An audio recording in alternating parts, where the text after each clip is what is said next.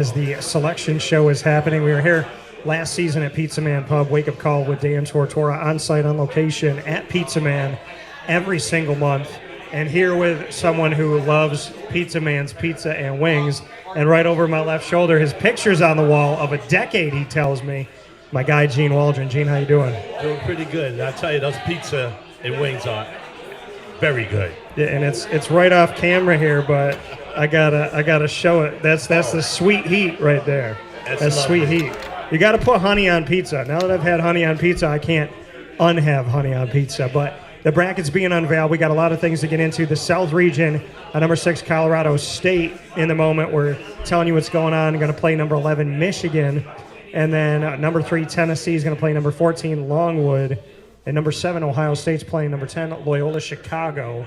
Loyola Chicago, the Ramblers, we've known, have been a very good team. They've won their conference, numerous times conference tournament, and we know them for the sister that everybody had gotten to know for Loyola Chicago. Became a fan favorite. Villanova gets a 2 seed. Are you surprised? Not very surprised about that. Villanova has always been in the running for a 1 or a 2 seed. I thought maybe they would be a little bit lower, but they got to be satisfied with the result. I don't think they had the greatest year, but winning the Big East tournament I think helped a lot. Yeah, and we're going to talk about the Big East tournament because I was on site on location for it. Delaware gets the 15 seed. How about Arizona gets the 1 seed, which they were projected to get? Wright State Bryant going to play a play-in game to face off against Arizona as a 16. Seton Hall in the 8-9 with TCU. UAB, the 12 seed, who's going to be in the American Athletic Conference. Houston's going to be leaving the American for the Big 12. They're a 5 seed. Illinois is a 4. Chattanooga is a 13. Let's go to Bryant because Charles Pride, who won with the Liverpool Warriors here in our community, he has to play a play-in game. I don't agree with the fact that Bryant should have to play the play-in game. And it's going to be interesting as they go up against Arizona. Well, it's going to be an excellent basketball game. Bryant, whoever wins that game between Bryant and Wright, but if Bryant wins, they got nothing to lose going up against a number 1 seed. And like you said, Pride, I've seen him play before, and I think he's had a pretty good year. It's going to be interesting to see. Like I was saying to my wife, there's going to be a lot of upsets this year, and that could be possibly one of them if Brian gets through. And if I'm Villanova, I don't want the Delaware Blue Hens. Like, there's certain teams that I don't. Now, I'm not worried about Villanova, but they've scored low at times. And Delaware is one of those teams that I thought would be somewhere in the middle there, like an 11, maybe a 12, maybe a 10, not a 15. I don't think that's deserving of them. We have Providence that's waiting. Colgate, obviously, the Raiders here that won the Patriot League. We know that they're going to get in, and we know Gonzaga's the number 1 seed as well. Thoughts on Gonzaga? Years ago, when I was in high school, and Gene was also in high school at the same time, but when I was in high school, Gonzaga was like, they should be happy to be in. They're an 8-9. And then they went from being that 8-9 team, playing the number 1, playing the Arizona, to flipping with Arizona. And Arizona was an 8-9 and Gonzaga was a 1. Now, Gonzaga is more thought of to be a 1 seed every year than even Duke or North Carolina. And I think it's incredible how far Gonzaga's come, that we expect them to be a 1 seed more than any of the quote-unquote Power 5. Yeah, they've definitely come a long way over the years. But I think the one thing about Gonzaga, they really got to prove that they are a number 1 seed. There's been years that they've been the number 1 seed and not pulled it out. So I'm hoping this year that they can do it. Yeah, and looking up at the facts, Michigan State 7th seed in the West region. I don't care where Tom Izzo is. That's right. Make him a 6. I said before the 16 seed finally had won, a year or two ago, when I said if you want a 16 seed to win, make Tom Izzo a 16 seed with Michigan State, because it doesn't matter if he's 1, 8, 13, 7, wherever Tom Izzo is, I don't want to be. He's always in the mix in the NCAA. For some reason, his team is always ready, prepared, and for a lot of times they always make it to the Final 4, Final 8, but he's always had his teams ready to play when it's time for the NCAA, and they're going to be ready this year. Yeah, and as the bracket's getting unveiled, Gene Waldron, a Syracuse Orange basketball alum, myself, Dan Tortora, here with you on Wake Up Call with Dan Tortora, live on site on location at Pizza Man Pub. Pizza Man, you can hear them every Monday through Friday from 9 a.m. to 11 a.m. in our normal broadcast time for Wake Up Call on mixlr.com, youtube.com, and facebook.com, all / Wake Up Call DT. And we're on site on location at Pizza Man every month. Gene, we're going to be talking about Syracuse's season in review after the bracket is done here. But while we have a break in the action of the bracket unveiling, I literally just flew home from the Garden today. You're all about the Garden. Oh, and yes. You don't call it the Garden because you're from down there, you call it the Garden. It's right. It's Let's called talk the about the Garden, Garden. yeah. Let's talk about it. Well, it's one of the greatest places in America to play basketball. I think every kid growing up, whether you're from New York City or from around the country, Madison Square Garden is a place that any kid wants to, to play basketball. The atmosphere is electrifying. It's just a great place, and that's why they call it the mecca of basketball. It's such a... And I was talking about this, too, when I went in there, because I covered the ACC at the Barclays in Brooklyn, which I think is a great venue. And then I covered the Big East at Madison Square Garden. When I went into the Garden and I sat down courtside, and I walked in, I walked to my left, found my seat, I sat down, I was like this, and then I looked up, and I looked at the ceiling, and I went, yeah, there ain't no better place than the Garden. There's not. There really It gives me chills to talk about it. You know what I mean? I tell you, years after playing in the Madison Square Garden, I remember the wife and I going down for the Big East tournament and actually sitting down and actually being a fan, the atmosphere and all the emotions that you get from playing and being in Madison Square Garden is just amazing. It's crazy. And we're going to get back to the Garden in a second here. The Jayhawks just got notice here after winning the Big 12 that they're obviously going to be in a good positioning here as they head to the Midwest. They'll get the number 1 seed playing at Fort Worth, Texas. And so they're going to be playing Texas Southern or Texas A&M Corpus Christi. Kind of cool here that Kansas is the number 1 seed and 2 Texas teams get to face off against them. So at least we know whoever comes from that play-in game in Dayton, they're going to bring the fans to Fort Worth to at least make that game something. It's going to be an interesting thing. I think, I've watched Kansas a little bit this year. They're a very good basketball team. So whoever plays them is going to have their work cut out. Yeah, and Kansas ended up here late in the game to get the number 1 seed. San Diego State gets an 8. Creighton, a team that I just saw last night, gets a 9. I don't think they're deserving of a 9. I think they should have been put in a better seed than that. Well, I think when you saw them play against Villanova, I don't think Creighton played their best basketball game. And I think Villanova actually does that to you because Villanova will get after you defensively. But, overall, I thought Creighton didn't have, the game that they needed to have to play in that Big East championship game. Well, yeah, and maybe that works against them here, but Creighton, another team that's usually in that 8-9 or 5-12. Iowa, the 5 seed.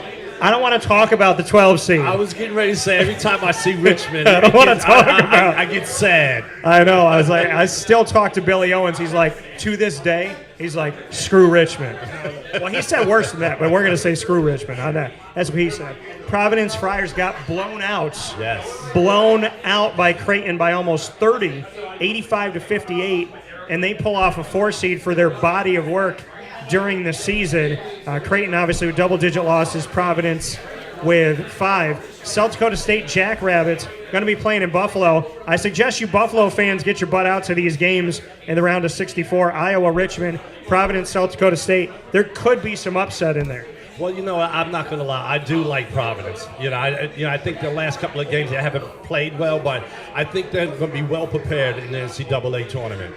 Yeah, and we go to the 6th seed. SEC getting a little bit more love. LSU gets a 6.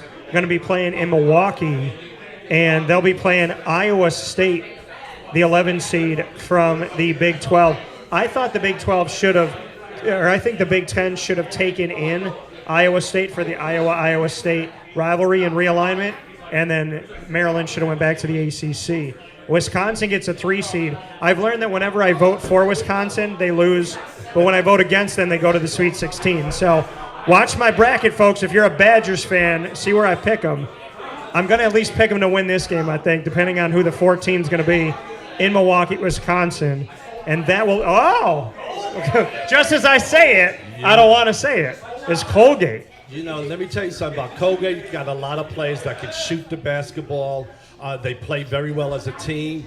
But, you know, Wisconsin's another one of those teams that get after you defensively. They like to slow the game down a little bit, but don't count out Colgate at all. No, you know what? Just as I'm saying that, of course, that's God doing the bracket. I'm like, when I vote against Wisconsin, and then you put Colgate up against them, now I want to vote against Wisconsin. So let's go Colgate Raiders, 14 seed. Shout out to the coaching staff. And I know I shouldn't say this in Syracuse, Central New York, but Colgate defeated Syracuse for the first time in 60-some-odd years, I think it was. We used to beat them on a regular when I played, but, you know, they got a hold of us this year for all the years we beat them. Yeah, and we were talking about Miami before this. 7 seed USC, Miami getting a 10 seed after getting bumped out of the tournament by Virginia Tech. Well, I think Virginia Tech was one of the teams that really showed really well in the ACC tournament, so yeah, they did. I'm not surprised. You know, and Auburn gets a 2 seed after they were supposed to get a 1 seed. And they didn't play well in their tournament. No, they got bumped out early, and they still gave them a 2. Shows that the SEC is getting a lot of love this year. Jacksonville State will try and play spoiler coming out of the Sun Belt. Wow, that's going to be a really interesting game. I think all the games are going to be really interesting because you never know. On any given day, the lower seed could always pull it off. I'm telling you right now, Kansas should be not happy that San Diego State, Creighton, Iowa, Richmond, Providence, and South Dakota State, every single one of those 9 teams I just mentioned, you do not want to face if you're Kansas. No, none of them. I agree with that. I agree. So and I keep looking at that Richmond. They need to take that off the TV right now. They just did, right, when you said it. I talked about Wisconsin, and about that they put Colgate in there. You said take them off for Richmond, and they did. Wisconsin, Colgate, I'm telling you, I'm circling that. Cornell had Wisconsin a few years back, and they made that, like, that was a great time in the tournament for the Big Red. That's going to be an interesting game. I'm going to go with Colgate. You know, I'm picking Colgate. I have to. Listen, I know that Wisconsin can trip up, and because I know they can trip up, and Colgate's there, you might as well just advance Colgate for me in this one. I'm gonna have to make it happen. Let's do that. Let's do that. We're gonna advance Colgate. So we took a step aside. Let's go back to the Garden here. As a kid, did you get to go? Did you get to go watch games in the Garden as a kid? You know, it's so funny for somebody who grew up in New York City. I never went to the Garden to watch a game. I've only played at the Madison Square Garden while playing at Syracuse. I was at the Garden for Ringley Brothers and Baldwinsville Circus. The circus was in town, but I never actually went for a sporting event. Oh, tell a lie, I did. My dad, bless his heart, used to take us to Madison Square Garden to watch roller derby. Oh, okay. Yeah, and that was exciting, but never for a basketball game. You know, the only time is when I played. Yeah, you know, and I think, like, when you played and you go back to those moments, I felt some kind of way going in there not as a player. What is it like to go in there as a former player? You just the memories come back of some of the great games and the rivalries that you had. Us going up against Georgetown, Villanova, and some of the other Big East teams when we were in the Big East. So all those memories come back to mind. But I think for me it was always those ones against Georgetown because no love for them at all. And Georgetown beat Syracuse this year. And then had a horrible. They did not win a single Big East game in conference play this season. They did not win a Big East game. They gave Seton Hall all they could, but they did not win in the Big East this year. It's so funny because I remember when Georgetown was playing not too long ago, my wife was like, look at their record. They're 6-20 something, but they beat Syracuse. I was like, we can't say that too loud. No, and that's the thing, though, is like, that was the same with Rutgers when Rutgers was in the Big East with Syracuse. It didn't matter. I said if Rutgers was 2-12 and Syracuse was going in to play them in New Jersey, I was like, that's going to be a loss. Like, that's anytime Rutgers played Syracuse, especially on the road, it was always a game. It didn't matter the record. They could be second to last place in the Big East. Didn't matter. Well, the Georgetown Syracuse is always a rivalry. So, they just so happened to beat us this year, but their record wasn't very good.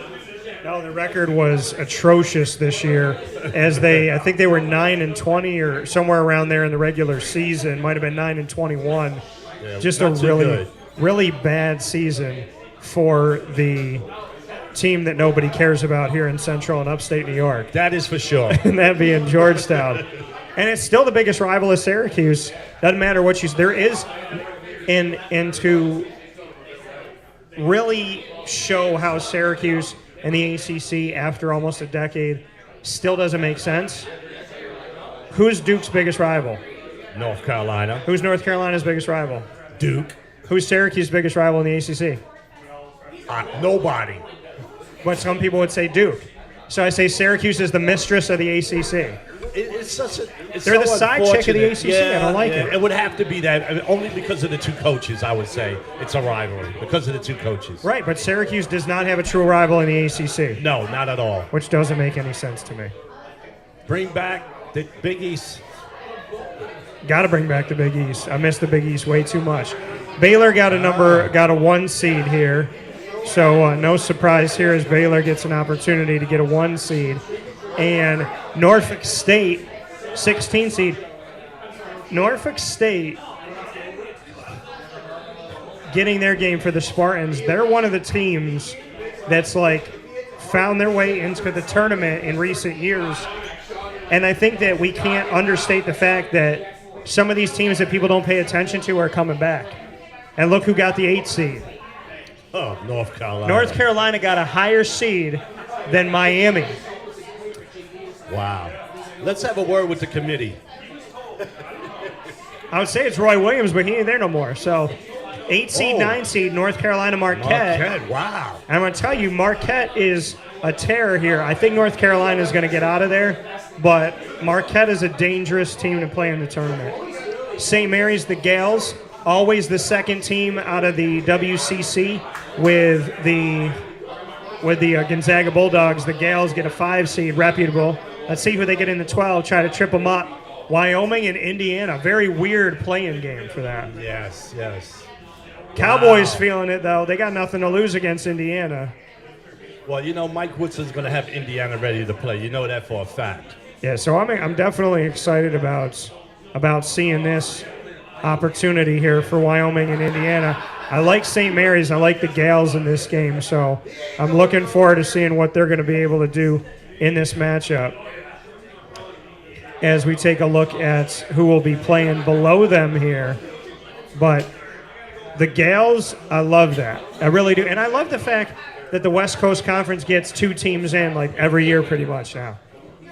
The number 4 seed, UCLA, Pac-12 getting some love. I got a feeling this 13 seed is going to be a bracket buster. I got a feeling it's coming. It's coming. There's some more on this list. The Akron Zips. So, mind you, Akron has made some headway in the past, made some interesting stuff, but we'll see. 6 seed Texas in the final bracket in the East region, playing in Milwaukee, Wisconsin. And we'll see who Texas is going to be playing here. Right now, they're going to be playing Virginia Tech. Wow. And Virginia Tech, for winning the ACC, gets an 11 seed, and the team that they beat, Miami, gets Miami gets a 10 seed. Well, I'll tell you what, I think people are going to be very surprised with Virginia Tech, especially the way that they showed in the ACC tournament. And I think the coach is going to have them ready to play. Yeah, so, I mean, I'm definitely looking for, what Virginia Tech can do in this tournament. I wouldn't want to be Texas. I also would not want to be Purdue. They got Yale. No. The Bulldogs with nothing to lose and some tournament experience here. The Bulldogs of the Yale team coming to us from an awesome Ivy League, going to play Purdue, the 3 seed. Murray State, they're pretty good. Murray State, years ago, did some good things. Murray State's usually the 10 seed. You see how the world has changed here as they have a 7 after winning their conference tournament. Murray State is going to get to play in the 10 seed as we have the final 3 being chosen here. San Francisco gets a 10 seed here. The Dons, who come to us as the 3rd West Coast Conference team. I tell you what, people better be very aware of Murray State. They're a very good basketball team. Those guys play together and they play hard for 40 minutes. That's going to be a good game. I am in awe right now that the West Coast Conference that Gonzaga hails from has 3 teams in this year's tournament. They have San Fran, they have the Gales of St. Mary's, and they have Gonzaga. The number 2 seed, the final number 2 seed, rounding things out here as we have the Kentucky Wildcats as the SEC, once again, as we stated before, got a lot of love in this year's tournament. Kentucky will take on the 15-seeded and final team of the bracket, St. Peter's Peacocks. They'll be taking on the Peacocks here as Kentucky looks like they have a relatively easy road through here. Yeah, you could say that, but some of these games that we've seen up here are going to be some really tough basketball games. Yeah, Kentucky had a really good year, but I also think that they had some games that they struggled. Kentucky has an easier road in the East Regional than the number 1 seeded Baylor, in my opinion. True. Baylor's got to go through the North Carolinas, the Marquettes, teams like that. Kentucky has got to, Purdue lost the Big Ten tournament to Iowa. Virginia Tech could very well find their way to Kentucky in this one. Wow. This is going to be good. San Fran, Murray State, I like both of those teams. That East region looks very good. Wow, the Big Ten got 9. Big Ten gets 9, Big East gets 6. Wow. Big 12 gets 6, SEC 6, ACC 5, Mountain West 4, West Coast 3, like I said, Pac-12 3. And what I'm really not happy about that they just put up here, the American Athletic got 2 teams in, and SMU, I talked to their head coach this week in the tournament. I spoke with the Mustangs head coach, Tim Jankovic. They're 23-8, and they get bounced out of this thing. That is some BS. Yeah, that doesn't make a whole lot of sense. With a record like that, you would think that they'd be getting into the tournament. Yeah, no, I'm not okay with that. Dayton is also not in this one, but I am floored by the fact that SMU was left out. Wow. They let Rutgers in at 18-13. They let Notre Dame in at 22-10. Indiana at 20-13. Indiana's been in like this before when they've had a horrible record. Texas A&M is out with all the work that Buzz Williams did in the tournament. SMU is out. I disagree with SMU and Texas A&M. They should have replaced Indiana and Rutgers, in my opinion. I agree with that. I'm okay with Notre Dame getting in with Mike Bray. I think they're dangerous.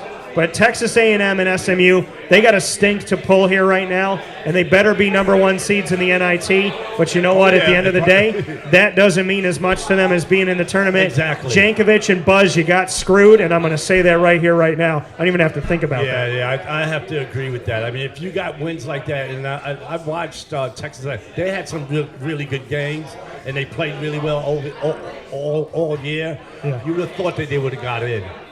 Yeah, I'm not okay. Wow. I'm not okay with that. SMU, 28 23-8.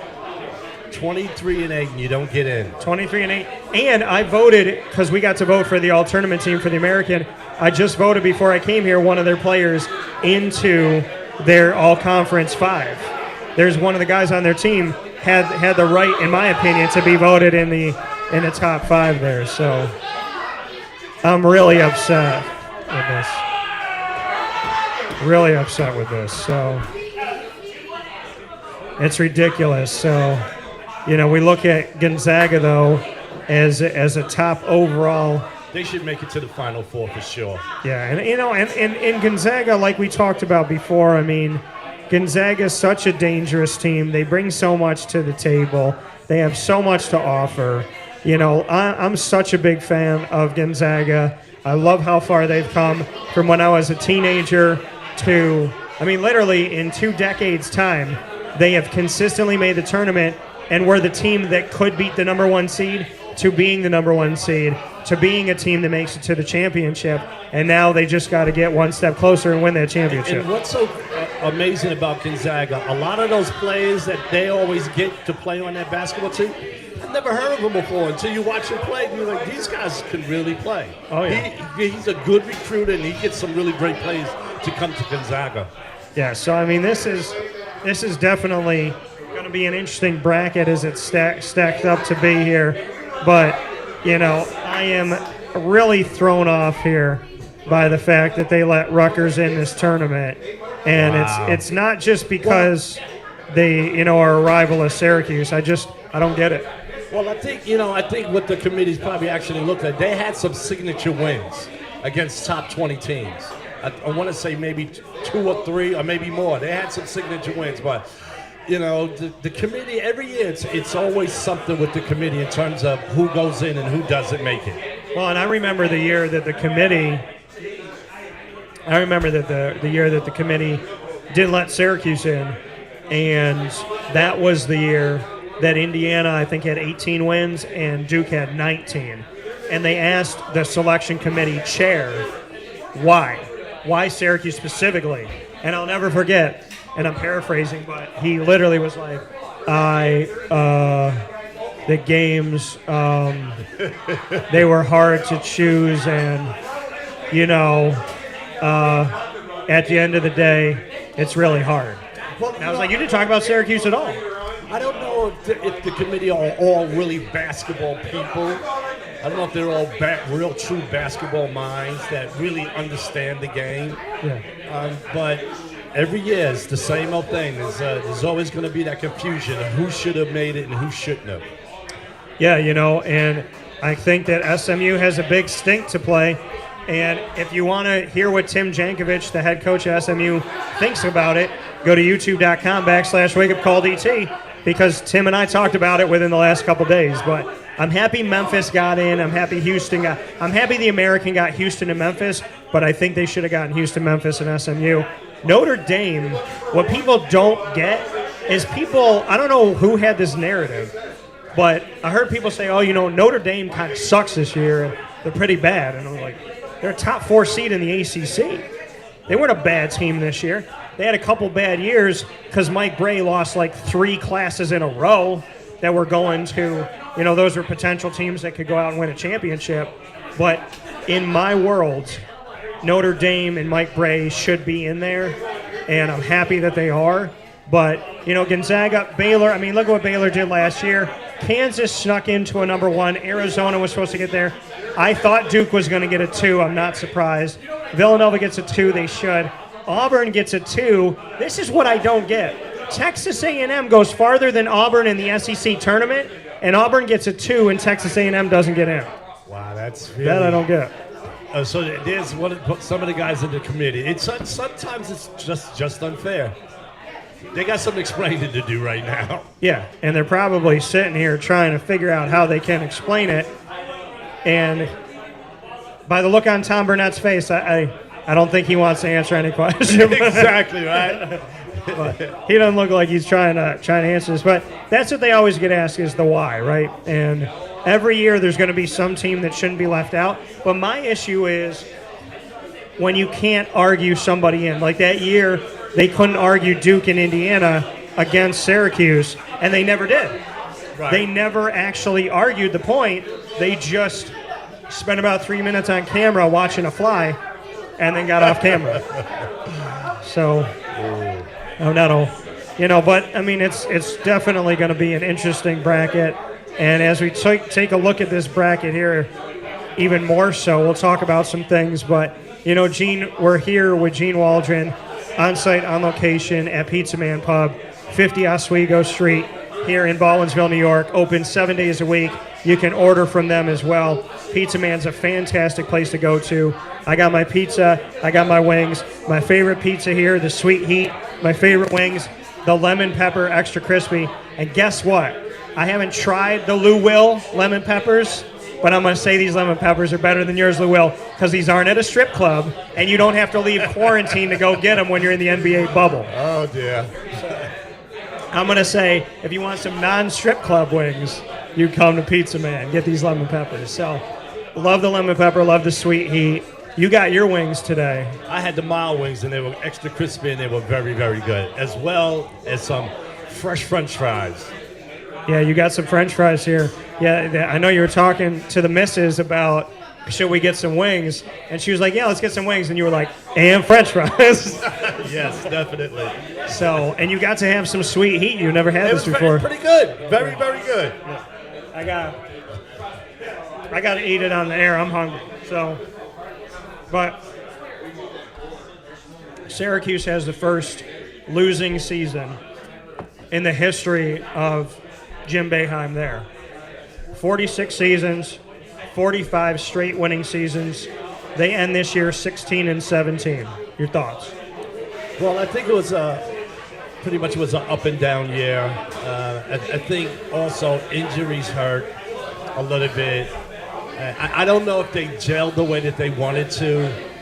I also believe that with Jesse getting hurt with maybe the last 8 to 10 games, I think that really put a hurting on the team. But, you know, his first losing season, you know, you can't always be on top. I would have liked to see them win some games that they lost. They lost some games that they should have won, but, you know, that's sports. These are the things that happen, you know, but him having his first losing season and, you know, being a former player, it doesn't sit well. But 46 years. That's amazing. 4.5 decades without a losing season, even when he was like 16-13 or whatever. How do you assess this when people are like, I'm done with Jim Boeheim, he's a bad coach? Like, how do you assess him having his first losing season in 46 years and people wanting to be done? Well, I think, you know, from that standpoint, I really don't try not to pay too much attention to the people who talk about him being a bad coach, because if he was such a bad coach, he wouldn't have lasted for 46 years. He wouldn't have had such a winning record for 46 years. Yeah, so, yeah, I just take that sometimes, some of that stuff with a grain of salt, but overall, when you look at what he's done and what he's done for the community, what he's done for Syracuse University athletics, you can't be mad. You just have to cheer him and hope that when he does retire, he gets sent off with a great welcome. Yeah, you know, and that's the thing is 46 years, but I can say this. They joined the ACC in the 2013-14 season. So it's been almost a full decade that they've been in the ACC. His records have substantially gone down since being in the ACC. Your thoughts? It was obviously a football move because they were trying to salvage football and they moved to the ACC. But the Big East had the best basketball conference, in my opinion, when Syracuse was there and Villanova, as well as Georgetown, St. John's, Seton Hall, Pittsburgh, Notre Dame, Louisville, and so on and so forth. So what is your take from the sense of the fact that since joining the ACC, Jim has consistently had records that have gone down, and he's had many double-digit losing seasons? Well, I think coming from the Big East going into the ACC, I personally don't think the ACC was as physical as the Big East. You know, I think I think the style of play was a little bit different in the ACC than the Big East. But also, you know, I think the competition was different. You know, and like you said, it was a football move. But you know, when you have players that come to play at Syracuse, and at times they don't stay 4 years. When you think about all the players that came to Syracuse and didn't stay for 4 years, and if those players stayed for 4 years, I think it would have made a big difference in the ACC. Well, and I think Quincy Guerrier on this team this year changes the dynamic of everything. Absolutely. And I also think, and this is nothing to Symir because I like Symir a lot, if Kadari, think about this team, Kadari, Quincy, Joe as a shooting guard, Buddy, that team, and a healthy Jesse Edwards. Awesome. That would have been a tournament team. Yeah, absolutely. Absolutely. And, you know, I think that's the one thing about some of these major universities. Kids don't stay 4 years anymore. and you can't blame him. When you get offered that kind of money, you got to take it. It's also very easy to transfer with the transfer portal now. Yeah, it is. So, in all honesty, you don't have to stay if you don't want to.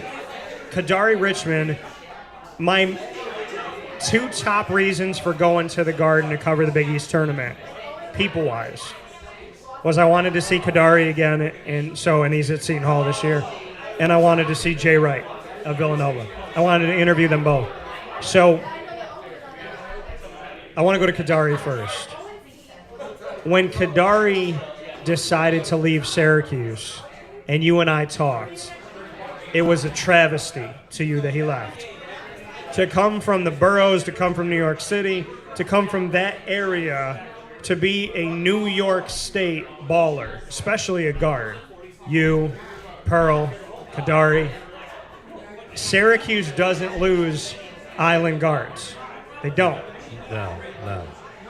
I think the one thing that probably hurt the most for me is that I don't think he got the full opportunity that he deserved. And you don't leave with that kind of talent.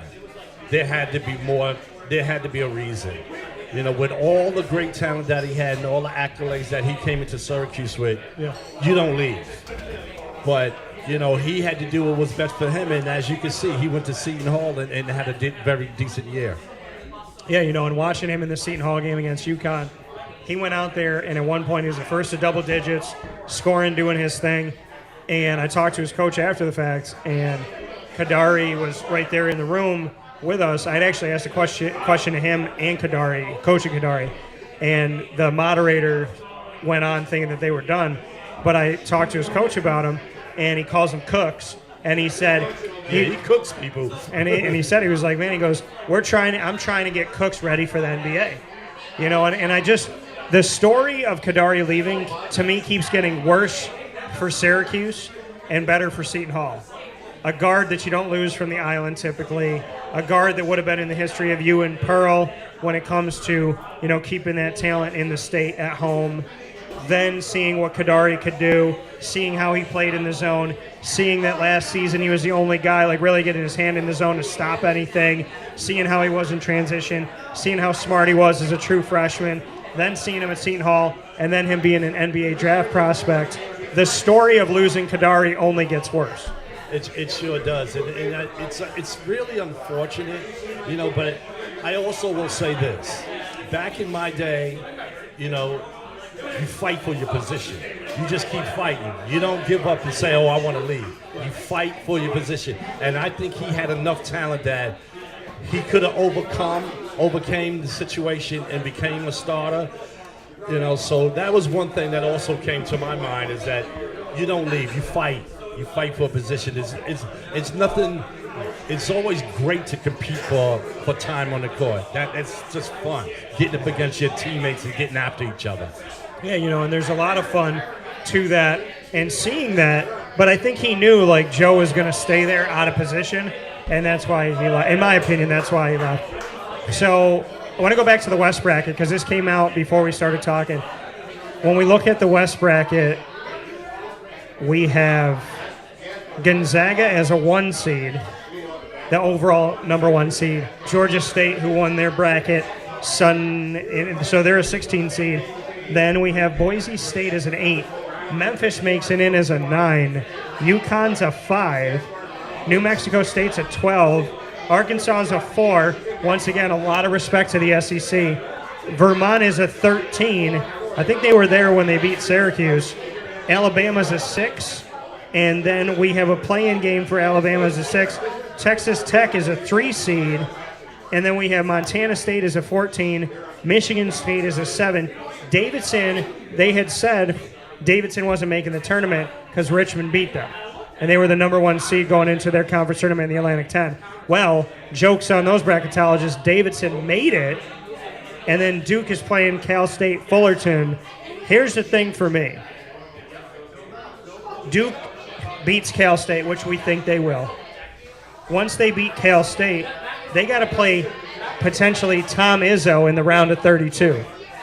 That's going to be a great game. And it's happened before in the tournament. That's going to be a great game. And also, when you look at Vermont, I could remember when I was broadcasting and we were playing Vermont. We had Akeem. We had a great team. We were actually thinking about, we could be a Final Four team. And I could remember doing that game, and I brought clothes. I was like, once we leave here, we're going somewhere else to play. And we lost in the first round. I couldn't believe it. We lost to them.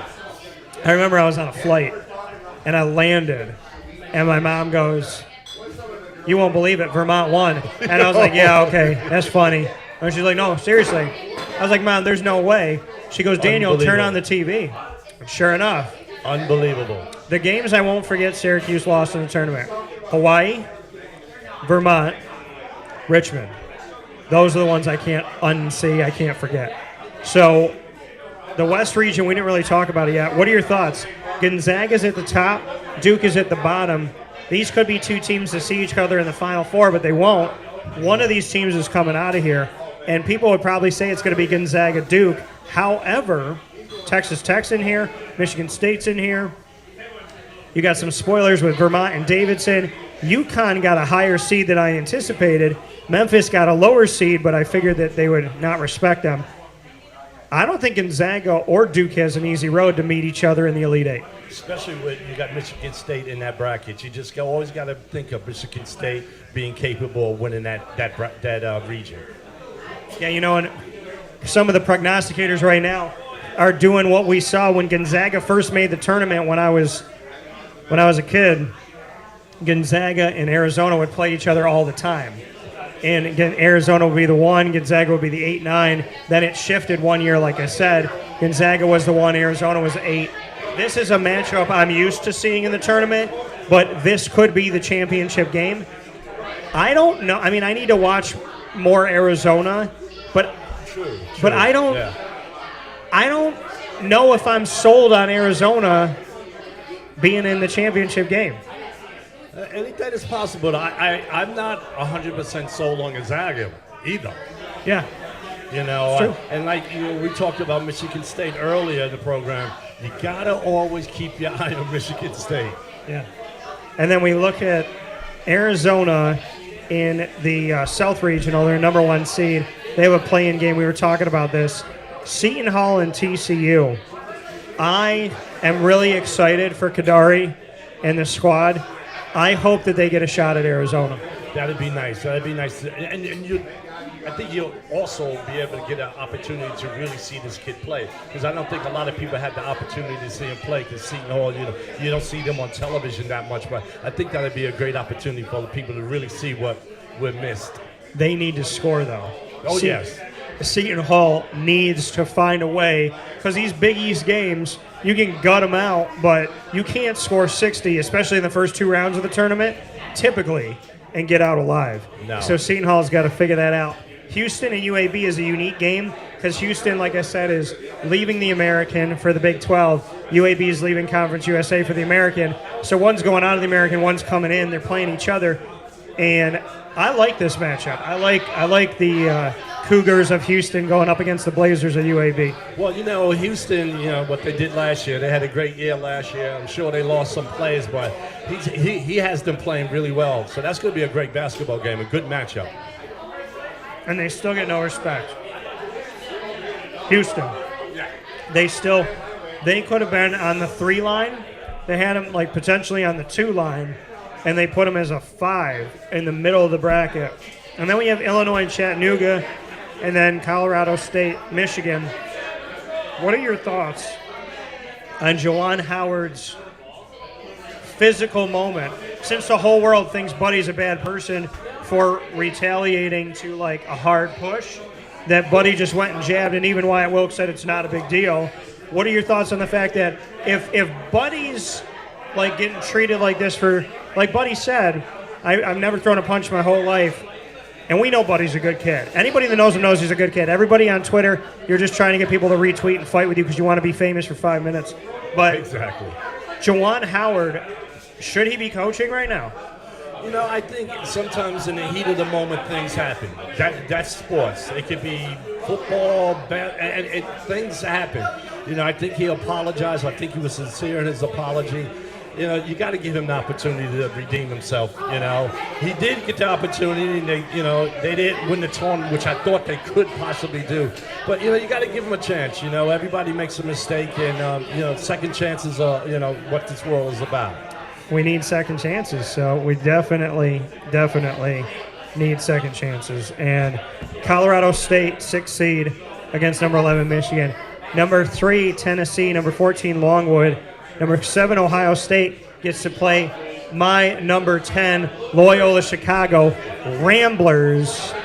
I love Loyola Chicago. What I don't see, this is the thing I don't like about this year's field, is that if Loyola Chicago wins, they have to play Villanova. And I want Loyola to win, and I want Jay Wright to win. I'm okay with Jay Wright going to the Final Four. I respect Jay Wright. I think that Syracuse fans that think Jay Wright's going to be the head coach after Jim Boeheim, you are incredibly insane to think that. You have lost your mind. Totally. Number one, he likes playing in the Garden, and y'all don't play there no more in the tournament. Number 2, he was voted Coach of the Decade, winning 2 championships with Villanova in recent history. And actually, remember, they played in the last Final Four that Syracuse was in with North Carolina when Villanova played North Carolina in the championship game. Jay Wright is not leaving Philadelphia. He's not leaving the Villanova Wildcats, in my opinion. I don't know who thinks that's going to happen. We'll just get Jay Wright. Yeah, with what money? We know Syracuse ain't pay that money. We know they don't. He gave it all to Coach. Yeah, so we know that money ain't coming through. So, yeah, Jay Wright, that's upsetting to me that they have to play in that matchup. And I was hoping Delaware would get a better seating area, just because I don't want Delaware to get blown out by Villanova. But, give them hell, Delaware. Delaware can score. What? Delaware can score. Yeah, so, we could see what's going to happen here. It could be interesting, could be fun. So I'm excited to see what's going to go on here with the bracket. Definitely looking forward to it. We just told you a little bracket unveiling again. I do want to get back to the other 2 brackets. And I do want to let people know, and Gene, you can know this too, because we play for a trophy. We don't play for money. When I became a broadcaster a little over 18 years ago, I made a pact to myself that I wouldn't bet on games, because I thought the integrity of me as a broadcaster could be affected by that, since I'm supposed to be impartial. Right. So I don't bet on games, but we have a bracket challenge. We've done it on Yahoo. We've been in the top 50 in Yahoo multiple years. We made the top 10 or 12 brackets in the world on Yahoo. And then I think the last time we did it, we were in the top 20 pools in the entire world of people that joined the Wake Up Call Bracket Challenge. I tell you, I've never done a bracket. My wife's done a bracket, and I've tried to help, and my picks has always been wrong. So if she does it this year, I can't help it because I never get it right. Well, you know what? One of my friend Vail, shout out to Vail up in Canada, Sarnia area, I said, why don't you do a bracket? She said to me, she goes, I don't watch the games. I'm up in Canada. I don't know anything about anybody. A week later, she goes, you know what? For the hell of it, I'm going to do it. I filled it out. I ended up in the bottom of that bracket challenge. She goes, who's in the top 10? Who's in the top 2? She picked on color and mascot. Wow. Oh, really? Oh, wow. Color and mascot. That's how she did it.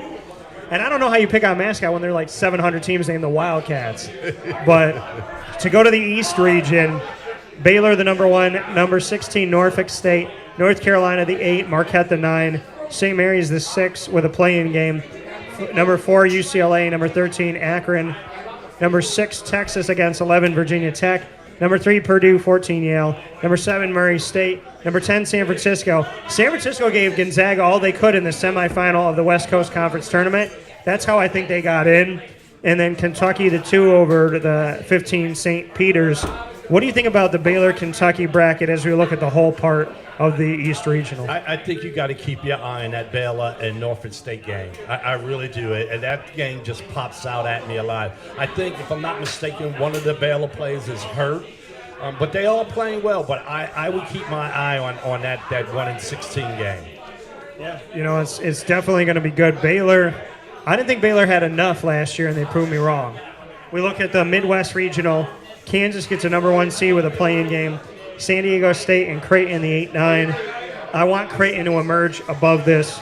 Iowa the 5, Richmond the 12, Providence the 4, South Dakota State the 13. Providence needs to be very concerned about South Dakota State because Providence really struggled to score the ball in the Big East tournament. Iowa State the 11 going up against 6 LSU. We got the 3-14 matchup. We talked about Wisconsin-Colgate, 7 USC against 10 Miami, 2 Auburn against 15 Jacksonville State. I don't know what the committee was thinking this year, but they really, really love the SEC, except for Texas A&M. Yeah, that's unfortunate. I tell you what, when you look at that Midwest bracket, I think that Colgate game is going to be, that Colgate-Wisconsin game is going to be something to watch. And, you know, Colgate, if they get hot, they got a lot of shooters on that team, and anything's possible. And the thing about it is the favorableness. If Colgate is to win, you got LSU or Iowa State. I'm okay with that. Oh, yes. I'm okay with that. Now, this bracket's going to get ugly. This is one of the brackets might have a lot of red marks for people because Auburn, USC, Miami, everybody at that point, something could happen at the bottom of that bracket. Then Colgate can mash this up.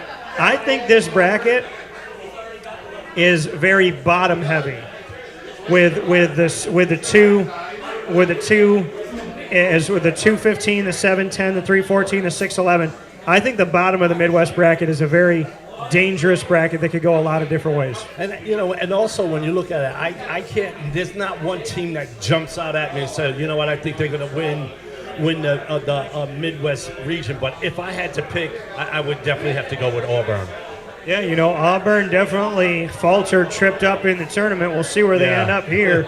But a team that didn't make the tournament this year with a losing record, we head back to Syracuse as we're here inside a Pizza Man Pub, 50 Oswego Street in Baldwinsville, New York. Open 7 days a week, takeout, delivery, as well as indoor dining.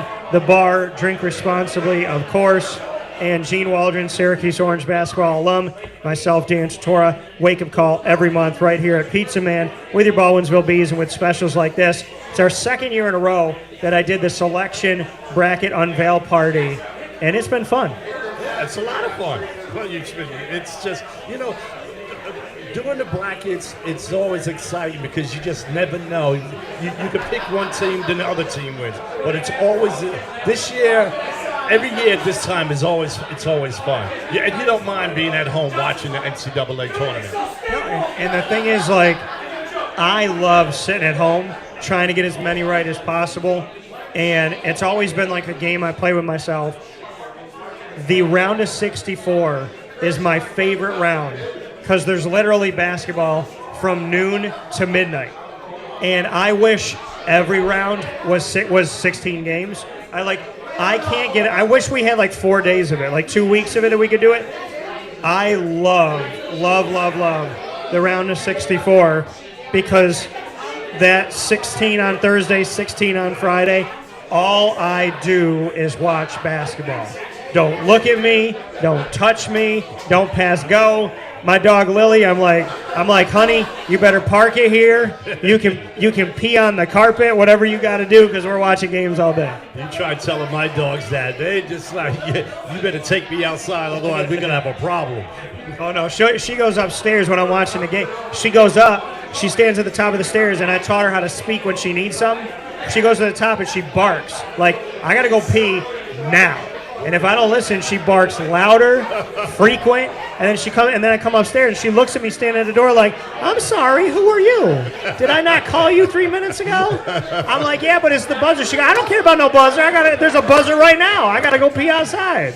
Yeah, well, one of our dogs, Holly, she'll cry. She'll just make that squeaking noise, and you can't. After a while, you can't take it. And you just look. Okay, let's go outside. Yeah, and this is just, I wish that I do there's nothing like the tournament. There's nothing that feels like this any other time of the year. Right. Like you talk about the Super Bowl, you talk about, the NBA playoffs, you talk about, whatever it may be, the college football playoff. Nothing feels like the NCAA tournament. I went to the first four in Dayton when Bonnie's was there and Syracuse was there. One of the most fun I've ever had. Went into the Bonnie's locker room. Their head coach put his arm around me. I said, I've been wanting to talk to you for years. And he came over to me. We did an interview after his press conference, just him and I appreciate them for it. And he put his arm around me, and after I told him, I really loved that I was here, and I always wanted to, talk to St. Bonaventure, he goes, well, Dan, you're an honorary Bonnie now. And I bought a Bonnie T-shirt that year, too. I got my Bonnie's T-shirt. But, I mean, I'm cheering for Colgate, obviously. I'm excited. This tournament is so much fun. And it makes me want to, go all over the country. It makes me want to just go cover, I don't even care. Put me in Fort Worth, Texas. Put me in Buffalo. Put me anywhere. I just want to be a part of the tournament because I just love basketball. And wherever I am when Syracuse is playing and there's all these other games going on, yes, anybody, I go to every game. Because I want to see St. Peter's. I want to see Gonzaga. I want to see Xavier. I love that the tournament has given me an opportunity to interview teams that I've watched for years that I never knew I was going to cross paths with. The Gonzagas, the Purdues, the Xaviers. I've gotten to the Daytons. I've gotten to see teams that I've always wanted to be around, and I've gotten to cross paths with these incredible coaches and programs, and that's the tournament. Everybody's, oh, you're going to an SU game? I'm like, no, I'm going all. My parents are like, are you going to sleep today? I was like, probably not. Started going to the games at 1 o'clock, and I'm going to bed at 3. Well, I think one of the beautiful things about what you do, Dan, is that you get the opportunity to speak to people other than just seeing them on TV. And you really get to get inside their head and get inside their minds about how they really are opposed to what you would see on TV. And I think that's a wonderful thing. And it's fun to bring that home, to look around the league for this conference championship week. I was covering the American, the ACC, and the Big East. So I'm at the Garden with the Big East. I'm at the Barclays with the ACC. And in Fort Worth, Texas, I'm connecting with the Dickies Arena with the American Athletic virtually.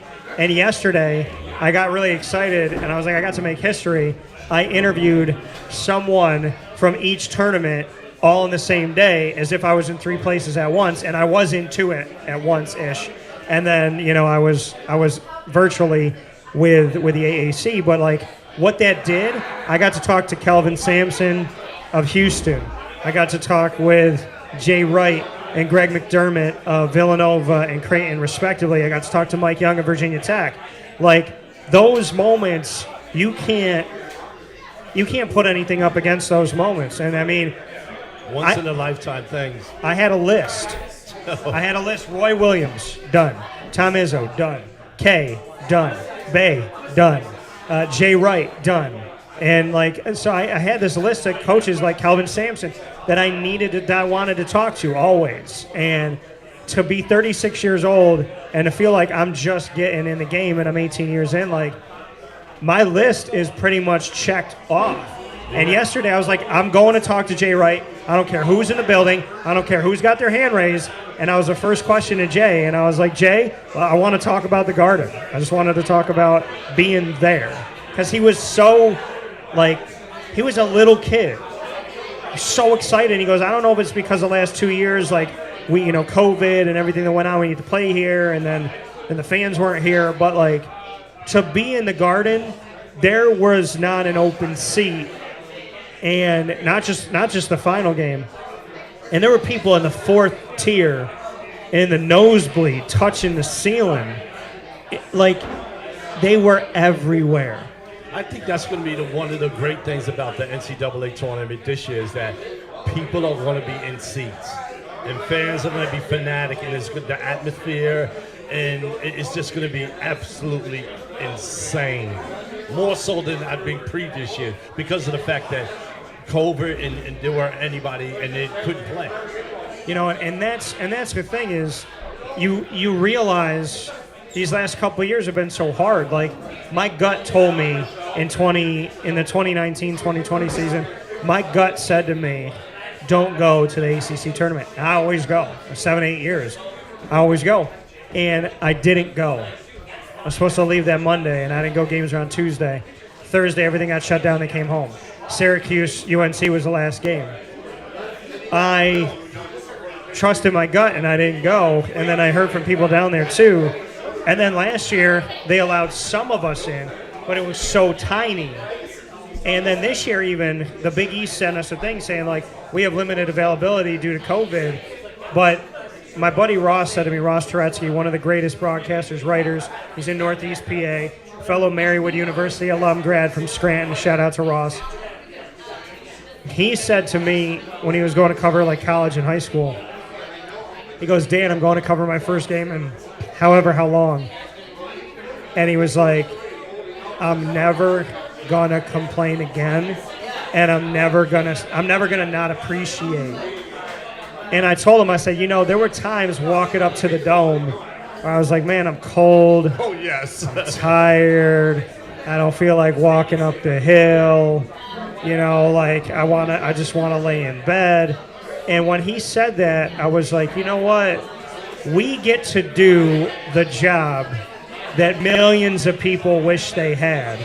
And we get to do it as 0.000000001% of the world.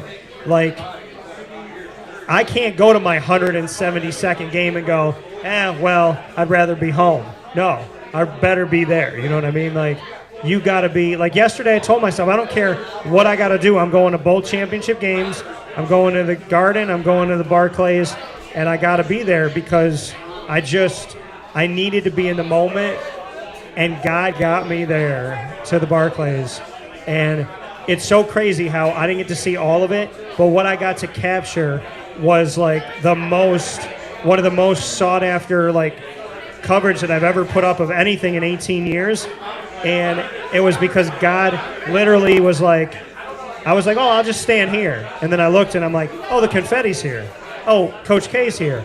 Oh, the sportsmanship with Storm's here. Like everything I captured at Virginia Tech, it was like God literally was like, go there, now go there, now go there.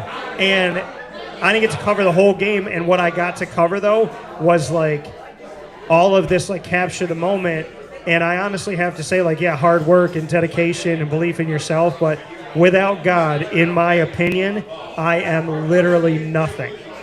You have to be thankful for all those moments that you had. I mean, they don't come very often, but when they do come, you have to capture them with both hands. But you got to play. Oh, yeah. I got to play. Yeah, that's true. So, like, I want to feel from you, what is it like to be Big East tournament? Like, what is it like for you to live in a world where you're at the Garden? It's kind of, it's the atmosphere is electrifying. The moments, you can never relive them because they're always different. And you meet so many different people. You run across so many fans that appreciate what you do as a player and also as a student. But you can't. Those moments come, far and few between. And when they do come, you have to just appreciate them and be grateful for the time that you had. I want to go back to your time at Syracuse, and we're going to bring up the official. Oh dear. The official. So you played back in the 80s. Oh dear. 80 to I'm 84, aging now. 80 to 84. And looking back on this time, Gene, as we look through all this, what did you have of like your moments? I'm going to click on like a random one here. Like, do you have a favorite moment or two that, because you were in the Big East. Right. So you know what it's like to, well, let's go there. How about we go there? Speak with me about being in the Big East and then being in the Big East tournament specifically. Because I don't care how many years go by, I'm a Big East kid, and I'll always be that way. I respect the ACC. I love the way they've treated me for almost a decade. And at the same time, walking into the Garden this week for the first time in almost a decade, I got to tell you, like, walking in there this time, it made me say to myself, I better fly down to New York City every year now to see a game in the Garden. Well, I think for me, my freshman year, when the Big East was in the Carrier Dome for the first year, and we wound up winning that game in triple overtime with Leo Routins tipping the ball in. That was one game that, I've always remembered. Also playing in the Madison Square Garden my senior year, when we lost to Georgetown in overtime. And then obviously, I will never forget playing in the Carrier Classic, when I had 40 points against Iona. That was just a game that was just phenomenal. Yeah, and for you, Gene, like, has it ever made sense that, because now UConn's back in the Big East, Nova's in the Big East, St. John's in the Big East, Georgetown's in the Big East, Seton Hall's in the Big East.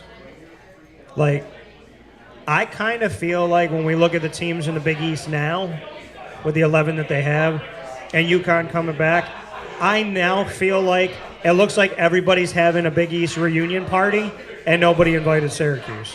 And that's something that it's kind of a little bit hard to swallow. I've always, because I've been in the Big East through some of the toughest battles, and I think that a lot of teams could agree to that. When they left, it was a little heartbreaking, because the Big East was just, when you think of the Big East, you think of all the great coaches, the great players. You just never thought that it would come to Syracuse leaving and going to the ACC. You just never thought it would happen. No, and the ACC is now pretty much half of the old Big East. 7 of the 15 schools are former Big East schools. Louisville, Pitt, Syracuse, Notre Dame, Virginia Tech, Miami, and Boston College. And here's the thing. But when you think of the ACC, you North Carolina, Duke, Clemson. Yeah. NC and you State. Still think that. Exactly. But when the Big East was, you would say Syracuse, Georgetown, Villanova, St. John's, Seton Hall. And those days are not there anymore. You know what broke my heart? Being in the Big East tournament at the Garden this year, and up on the jumbo screen, they were doing highlights of history, and when they were showing the history of the Big East, and I think it's like 40 years of the Garden or something like that, when they were showing the history of the Big East, they showed Syracuse. Like, they still show Syracuse because they're part of the history, and seeing them like talk about the history, and then you hear it on like the loudspeaker, and they're showing everything, and there's Jim Boeheim on the screen, and they're honoring the Big East. I'm like, we still make more sense there than in the ACC. It's incredible. I mean, I think when it's all said and done, when you talk about Syracuse University in terms of basketball, you will always think of them being in the Big East and the games that they had against some of those teams in the Big East. It was just phenomenal. Yeah, it's hard to believe it's going to be a decade, but it's a tough pill to swallow. It sure is. Gene, I want to hit the fact that you are an over 70% free throw shooter, because we know Syracuse struggles with them free throws. Last year they were making them like crazy, and there were no fans in the building. Maybe that was why. But free throws matter like crazy. And I put that hashtag up. I don't even know. God knows how many years I've had that hashtag up. But free throws, to me, they're free shots. And that's one thing my wife always says when people miss. She's like, they're called free throws for a reason, because they're free. Yeah. But, and a lot of it's a concentration thing, especially when the game's on the line. Sometimes your nerves get to you. And it's just, it's a tough thing when it's just you and the basket, I want to look at your first season at Syracuse, 80-81, NIT Finals. Oh, my God. I just missed the last shot of the game and we lost in the NIT Final. I tell you, it gets better, though.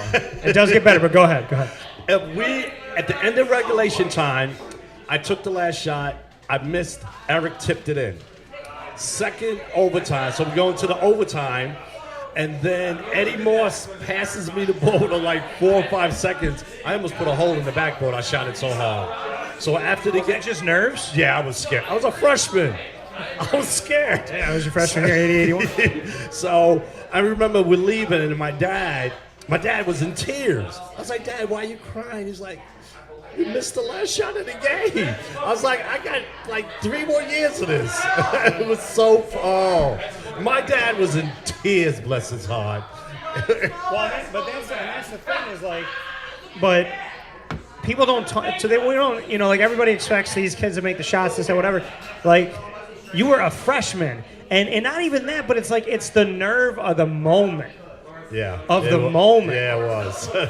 and correct me, was the NIT in the Garden that year? It was in the Garden. So you're in the Garden, and you're in the championship game, and you're a freshman. And the coach that Coach Boeheim gave me after I missed that shot, he was like, I mean, if looks could kill, I'd be dead.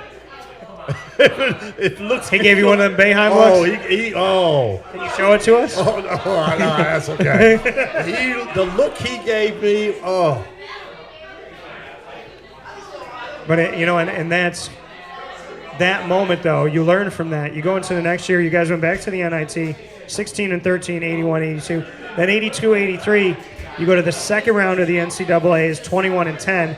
And as a senior, you go to the Sweet 16, 83, 84, 23 and 9, 12 and 4 in the Big East. So you went from missing the last shot to making the NIT to being out in the second round to going to the Sweet 16.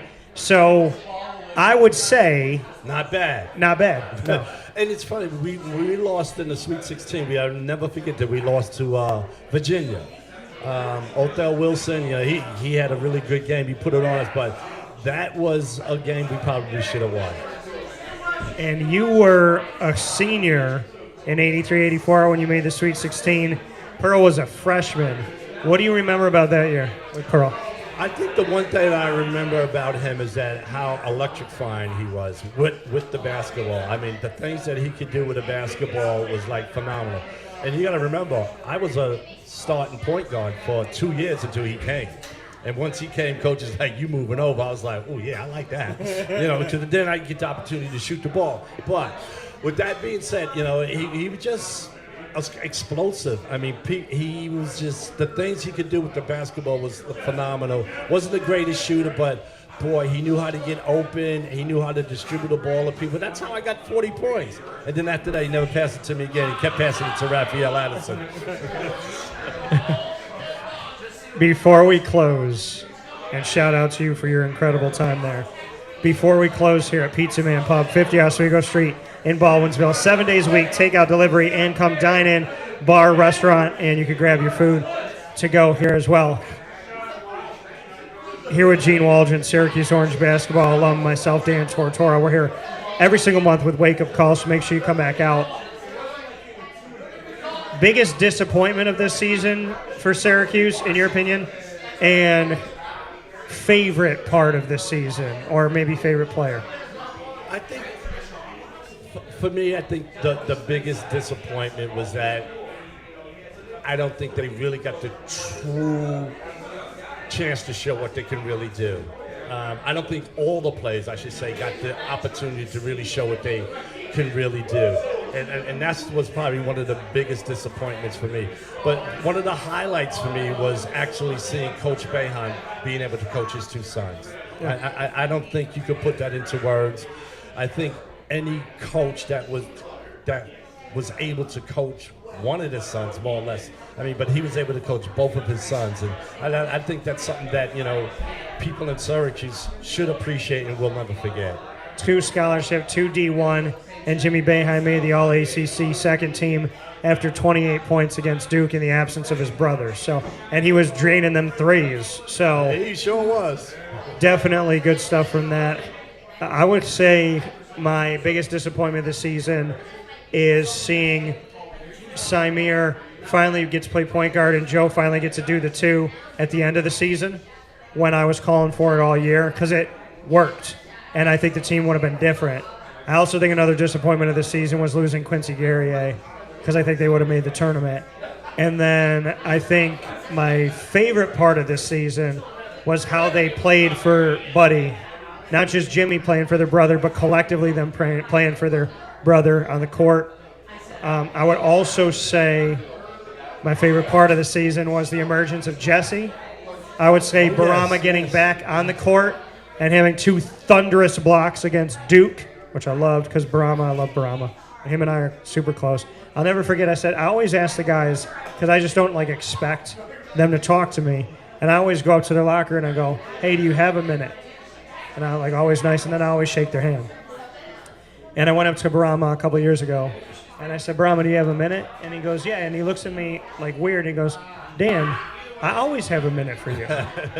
And seeing him on the court and how tenacious he was on offense and defense, the way he played this year for all the time that he got, I don't think Barama played a minute this year where he didn't go 150%, gave it his all, and really showed you what it was like for a man to love the man or woman to love the game, appreciate the game, know what it's like to have it taken away, and to give it everything. Seeing how Barama played this year, every kid should look at that moment, and I mean, really every human being should attack life that way, that if anything's ever taken away from you or you're going through adversity, live life the way Barama lived the last few minutes he had on the court. Well, and you think about all the things, like you said, what he had to go through with injuries and things of that nature. And when he got on the court, he gave everything he had, whether he was 100% or not, and you have to respect that. I would also give a shout-out to Symir Torrance doing his thing. Syracuse native, about dang time that he got out there. And Joe Girard, shout-out to Glens Falls, as Joe finally got to be Joe. And with Joe being Joe, he was a better scorer. And with Symir being Symir, the team was a better team. So I'm not going to say I told you so, but I'm going to say I told you so. So with that being said, for Gene Waldron, myself, Dan Tortora, for the Delia family, for the awesome pizza, the wings, for having great women in our lives, for the Mrs. here, Mrs. Waldron here, because she is the star of the show. Yes, without her, there's no me. You know, I say, you know, I sometimes fall short, you know, and she's always been by my side. And, you know, there's sometimes I say to myself, you know, she just never gives up, you know, upon me. And she's one of the sweetest, kindest persons that I've ever met. And, you know, sometimes I got to really appreciate more of what I've got, you know, and I don't always do that. I'll tell you something. If you don't appreciate the cooking, I'm going to come over and have Miss Waldron cook for me. I'd have that happen. But, and I do want to give a shout out as we are both very much dog lovers. I want to give my love to your canines up in heaven and my canines up in heaven, because we love them as our children, and I know it's you feel like I feel about them, so I just want to give a shout out. Can we shout them out? Oh, yes. Keely and Bella, they were 2 of the greatest dogs. And losing them, you know, we lost both of them within 2 months. Yeah. And, you know, it was just, talk about painful. But then, you know, Denali went through a little spell where, you know, you could see. But then we got Holly, and Holly just changed his life. He's like, where'd you get this dog from? But we're definitely dog lovers for sure. And I want to give a shout out to Mordu, Cinnamon, and Shady up in heaven, and my mom's dog Trixie, and also to Pal and to Ramsey and to Molly and Holly. I know a lot of great dogs that are out there. To my sidekick, my girl, who greeted me at the airport today and went nuts, shaking like crazy. To my daughter, Lily, I love you, sweetheart. And I taught her she understands me in an uncanny way. Like, I told her, I said, I don't care if I have a human daughter, you will always be my favorite daughter. And when they ask me why, I'm going to be like, watch this. Honey, she listens.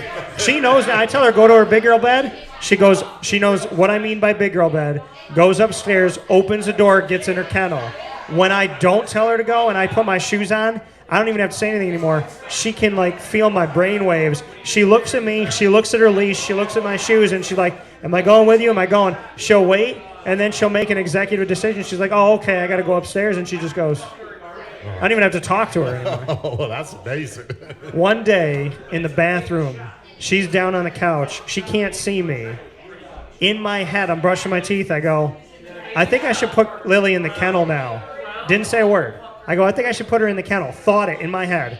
She comes upstairs, turns and looks at me in the bathroom, walks in and gets in her kennel. And I went, did we just talk to each other like telepathically? Well, that's funny because that's what Holly does. When she knows that we're going, she just gets right in. The first dog that's ever done that we've had, she goes right in. She was 8 months. Look, there she is. 8 months. 8 months. A couple of days ago, she's 70 pounds already. She's only 8 months. How big? You got the big. I got little one. You got big dog. I got 10-pound dog. Yeah. Oh wow! Can I show this? Oh, look at this.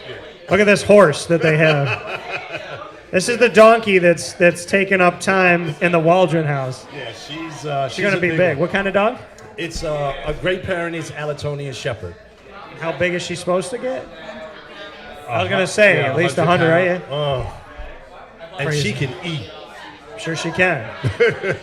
Well, Gene, listen, I know you've been taking care of your body over time, and you're extremely inspirational that you share everything. Not only that you do it, but you try to uplift other people.